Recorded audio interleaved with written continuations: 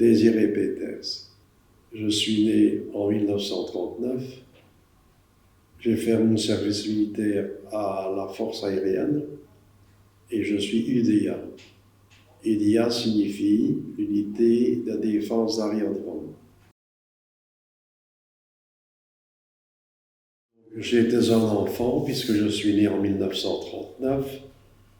Et alors, ce qui m'a marqué surtout, ce sont les bombardements, les séjours dans la cave, comme en abri, et un obus est tombé à 300 mètres de chez moi.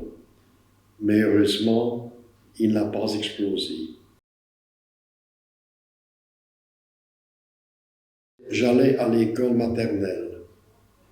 L'institutrice nous réconfortait et nous encourageait à bien nous entendre, ne pas faire une petite guerre entre nous.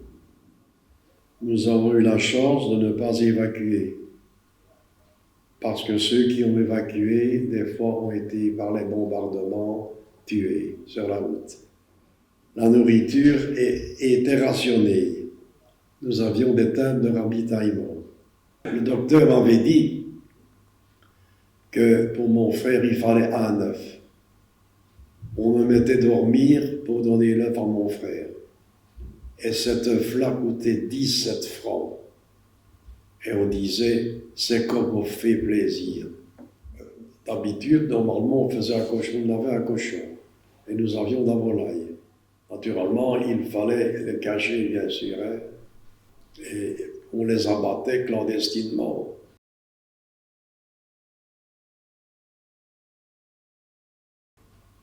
J'ai rencontré, après la guerre, plusieurs prisonniers, dont certains avaient été au Stalag, à Buchenwald, un centre de concentration, et avaient la chance d'en être venus. Certains prisonniers ont travaillé dans les fermes, et alors ils participaient à la culture, et ils étaient bien considérés par la patronne, parce que son mari lui-même était parti au front. La rentrée des soldats, heureux de retrouver leur famille, et nous leur faisions la fête. Ils étaient amaigris parce qu'ils n'avaient pas mangé assez. Elles avaient des tresses, hein, dans les tresses, un drapeau. Et c'était bien sûr la joie. Hein. Ils avaient eu de la peine, c'était le moment de la joie, parce que c'était la délivrance.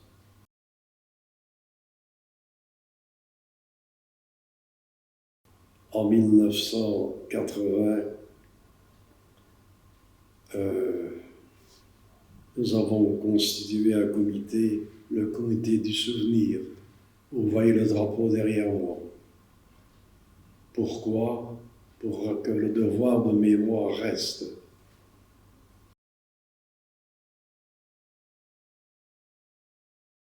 Quand les gens ont été démobilisés, les soldats ont été démobilisés, bon, les Allemands étaient toujours là. Alors, que faisait-il? Il s'est créé l'AS, c'est-à-dire l'armée secrète. Alors, il y avait des femmes aussi dans la résistance. Hein. Bon, quand je vous ai dit qu'il y avait l'AS, bien sûr, il y avait d'autres. Hein. Il y avait les FI, c'était les Fronts de l'Indépendance. Hein, il y avait plusieurs mouvements hein, qui allaient vers le même but, enfin. Hein. Ils étaient tous contre l'ennemi, c'est tout.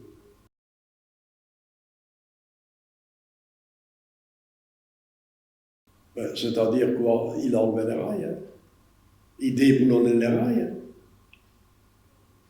Alors le chauffeur arrivait, il ne le voyait pas. Hein.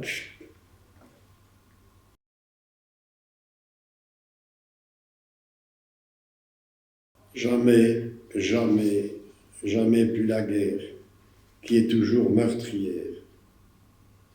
Et alors, le message que je vous dis, commencez à vous entendre entre vous.